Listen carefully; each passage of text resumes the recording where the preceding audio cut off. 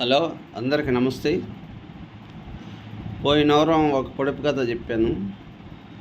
సీమ కన్నా చిన్నది ఏంటి అని అడిగా.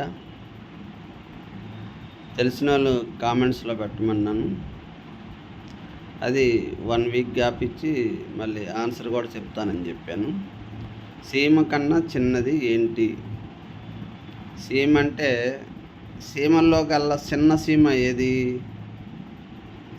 సీమ నల్ల సీమ, ఎర్ర సీమ అని 2 రకాలు ఉంటాయి. చిన్న సీమలు బియ్యం గింజ కాదు, నూక రవ్వ బియ్యం గింజ కన్నా చిన్నది ఉంటాయి. అందరికి తెలిసే ఉంటుంది. సీమలు ఎక్కడైనా బెల్లం ఉన్నా, ఎక్కడైనా ఏదైనా ఉన్నా సరే, గింజలున్నా అక్కడికి పాకుతూ, గోడల మీద పాకుతూ ఉంటాయి. చిన్న సీమ, చిన్నది, చాలా చిన్న సీమ.